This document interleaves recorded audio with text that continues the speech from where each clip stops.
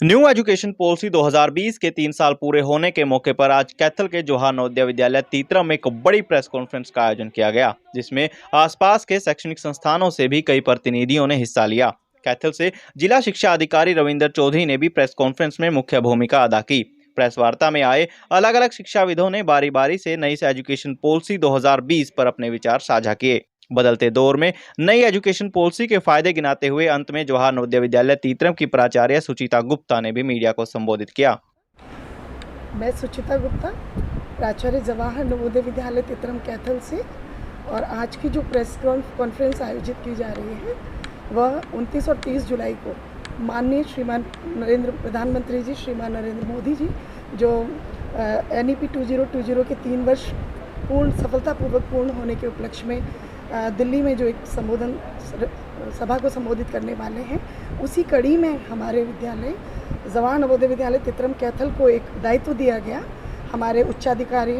नवोदय विद्यालय समिति मुख्यालय नोएडा द्वारा कि एक प्रेस कॉन्फ्रेंस जहां पर केंद्रीय विद्यालय नहीं है, और चूँकि केंद्रीय विद्यालय कैथल में नहीं है, इसलिए जवाहर नवोदय विद्यालय तीतरम कैथल को ये जिम्मेदारी दी गई कि एक प्रेस कॉन्फ्रेंस ये 3 साल जो संपूर्ण हुए हैं NEP 2020 के, उसके उपलक्ष्य में ये प्रेस कॉन्फ्रेंस कंडक्ट की जाए। नई पॉलिसी जो सरकार लेके आई है मैम, क्या कुछ बेनिफिट बच्चों को इसका हो? श्रीमान जी, मैं आपको इस बारे में ही बताना चाहूँगी कि चूँकि नवोदय विद्यालय संस्था जो है वो NEP 2020 को काफ़ी लंबे समय से, पिछले कई समय से वो पूर्ण कर रही है। जैसे कि नवोदय विद्यालय के संदर्भ में मैं बात करूं तो यहाँ की जो पहली एक्टिविटी होती है मॉर्निंग PT, तो मॉर्निंग PT में सभी बच्चे विभिन्न प्रकार की कसरतें करके अपने शरीर को स्वस्थ रखने का प्रयास करते हैं। अगर शरीर स्वस्थ है तो उसमें स्वस्थ मन का भी निवास होगा और बाकी की सभी एक्टिविटीज़ भी बहुत बेहतर तरीके से संपन्न की जा सकेंगी। उसके बाद अगर हम देखते हैं कि क्लासरूम्स टीचिंग की बात आती है तो नए NEP 2020 ने कई प्रकार की न्यू पेडागोजीज़ के थ्रू टीचिंग लर्निंग प्रोसेस को डेवलप करने के लिए कहा है। तो हमारी जो टीचर्स की टीम है वो टीम अपने टीचिंग मेथड्स में जैसे role play, story telling, toy based pedagogy का इस्तेमाल करके बच्चों को बेहतर तरीके से अपने कंटेंट को समझाने का प्रयास करती है, ताकि बच्चे उस कंटेंट को बहुत इजीली और रुचिकर रूप में समझ सकें और बेहतर परफॉर्म परीक्षाओं में कर सकें। इसके अलावा CBSE ने जो स्किल सब्जेक्ट के रूप में हमारे विद्यालय को योगा दिया है, तो योगा भी हमारे यहाँ पर बच्चों को सिखाया जाता है और बच्चे डे टू डे रूप में उस योगा को अपने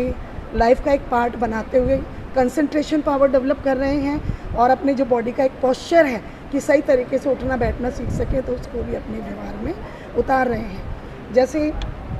हमारे नवोदय विद्यालय समिति के उच्चाधिकारियों ने एक माइग्रेशन सिस्टम पॉलिसी भी है यहाँ पर, जो नेशनल इंटीग्रेशन के लिए यहाँ पर काम करती है, जिसमें हमारे यहाँ के बच्चे आंध्र प्रदेश जाते हैं 9th क्लास में, और 9th क्लास से आंध्र प्रदेश से बच्चे हमारे विद्यालय में आते हैं। और ये NEP 2020 का जो त्रिभाषाई फॉर्मूला है उस पर काम करता है। हिंदी, इंग्लिश और आंध्र प्रदेश की जो एक रीजनल लैंग्वेज है तेलुगु, वो 3rd लैंग्वेज के रूप में हमारे नवोदय विद्यालय तीतरम में पढ़ाई जाती है और बच्चे उस भाषा को भी सीखते हैं। और आंध्रा से आए हुए बच्चे हमारे यहाँ हिंदी सीखते हैं, जो कि उनके लिए एक अलग भाषा है, रीजनल भाषा के रूप में। इसके अलावा हमारे जो उच्चाधिकारी हैं वो कई प्रकार की ट्रेनिंग्स आयोजित कर रहे हैं, ताकि टीचर्स को भी में भी कैपेसिटी बिल्डिंग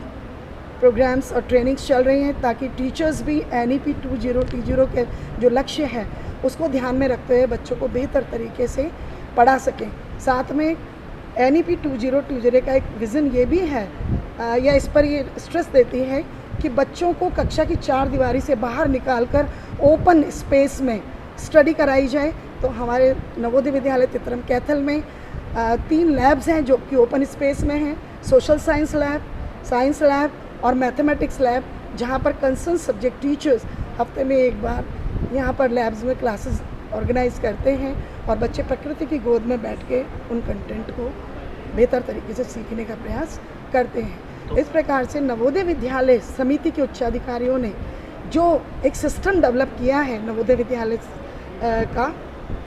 जैसा NEP कहती है होलिस्टिक डेवलपमेंट, तो ये तो जड़ में ही बसा हुआ है नवोदय विद्यालय समिति में और JNV में कि बच्चों के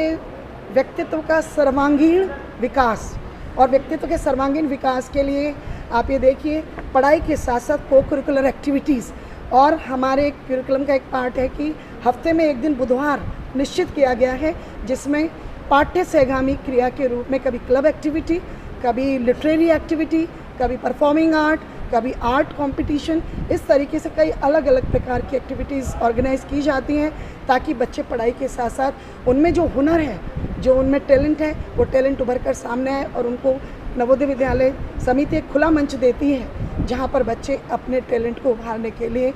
हर प्रतियोगिता में भाग लेते हैं और बेहतर परफॉर्म करने की कोशिश करते तो मैम हैं। कितने बच्चे जो इस समय नवोदय विद्यालय में पढ़ रहे हैं और क्या कुछ बड़ी अचीवमेंट है उसके इस बारे में? समय हमारे 535 जो बच्चे हैं वो नवोदय विद्यालय में हैं। कितने स्टेट से? सिर्फ हरियाणा के कैथल डिस्ट्रिक्ट, नवोदय विद्यालय हर डिस्ट्रिक्ट में एक होता है, इसमें कैथल डिस्ट्रिक्ट के ही बच्चे भाग आते हैं, एडमिशन हो सकता है। अभी 3 स्तर पर प्रवेश परीक्षा है। एक तो 6ठी क्लास में JNVST चयन परीक्षा जो कि ऑल ओवर इंडिया होती है,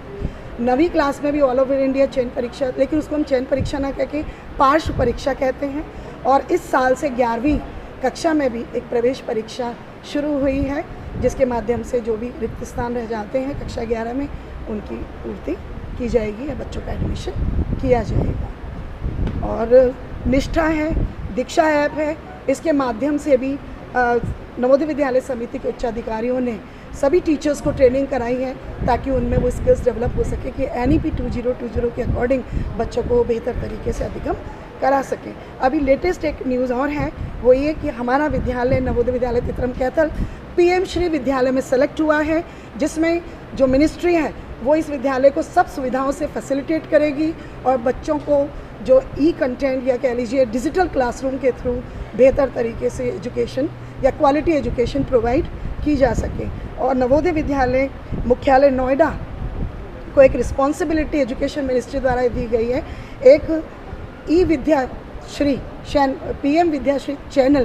की जिम्मेदारी नवोदय विद्यालय पर दी गई है और उसी की कड़ी में सभी एनालाइज में एक कंटेंट तैयार करने के लिए ट्रेनिंग सेशंस चल रहे हैं और वाइस प्रिंसिपल्स को कंटेंट रिव्यूअर बना के वहाँ पर भेजा गया है ताकि उनके अंडर में जो 5-5 सब्जेक्ट टीचर्स दिए गए हैं और वो कंटेंट तैयार कर रहे हैं और वो कंटेंट उस चैनल पर अभी कक्षा 8 से शुरुआत की है, धीरे धीरे और क्लासेस के लिए भी कंटेंट तैयार होगा। और हम उम्मीद करते हैं कि माननीय प्रधानमंत्री जी नरेंद्र मोदी जी की जो ये पहल है कि हमको भारत को विश्व गुरु बनाना है और एक क्वालिटी एजुकेशन प्रोवाइड करके बच्चों में भारतीय संविधान के मूल कर्तव्य और भारतीय संविधान के जो मूल्य हैं उन मूल्य के प्रति ऐसी आस्था पैदा करनी है कि सिर्फ दिखावे के रूप में नहीं, अंतरात्मा से बच्चा ये महसूस करे कि उसे अपने संविधान के मूल कर्तव्य और देश के प्रति एक देश प्रेम की भावना जागृत करनी है। साथ में उन्होंने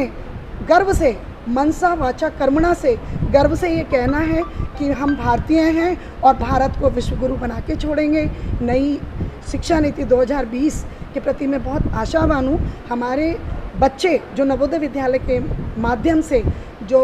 सर्वांगीण विकास कर रहे हैं अपने व्यक्तित्व का, उनका भविष्य बहुत उज्जवल होगा और हमारे अधिकारी इस दिशा में जो प्रयास कर रहे हैं वो 100% सफल होंगे और हम माननीय प्रधानमंत्री मोदी जी के इन प्रयासों को 100% सफल बनाने का पूर्ण प्रयास कर रहे हैं। कोशिश जारी है, उम्मीद कायम है कि हम ज़रूर सफल होंगे। आज के इस प्रोग्राम में किस किस को इनवाइट किया गया? आज के इस प्रोग्राम में प्रेस कॉन्फ्रेंस में DO साहब श्रीमान रविंद्र चौधरी जी कैथल से, उनको आमंत्रित किया गया था। उसके बाद हमने DWO साहब सुभाष चंद्र जी को भी आमंत्रित किया था, मौलिक शिक्षा अधिकारी, लेकिन किसी कारणवश वो ना आ पाए। और इसके बाद हमने सुनील दत्त जी जो डिस्ट्रिक्ट कोऑर्डिनेटर FLN है, डाइट में हैं, उनको आमंत्रित किया। इसके अतिरिक्त संत कौशिक सर जो कि MDN स्कूल के प्रिंसिपल हैं, इसके अलावा Parshuram school senior secondary school Pundri से मिस्टर वकील सिंह जी और शिव भारद्वाज जी, दीपक भारद्वाज जी, वो भी पुंडरी स्कूल गुरु नानक स्कूल पुंडरी से हैं। और सनशाइन स्कूल के प्रिंसिपल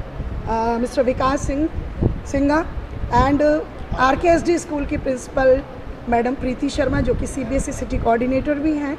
उनको सबको आमंत्रित किया और वास्तव में ये जो प्रेस कॉन्फ्रेंस रही और इन्होंने अपने इतने वैल्यूएबल विचार NEP 2020 के बारे में जो यहाँ रखे, उससे हमारे बच्चों को भी अभी प्रेरणा मिली है। हमारे टीचर्स की जो टीम बैठी है वो भी अभी प्रेरित हुई है कि वो अपने शिक्षण प्रक्रिया को और कैसे बेहतर बना सकते हैं, ताकि टीचिंग लर्निंग प्रोसेस बच्चों के बीच में और टीचर के बीच में जो हो बहुत इम्पैक्टफुल हो सके, इफ़ेक्टिव हो सके, ताकि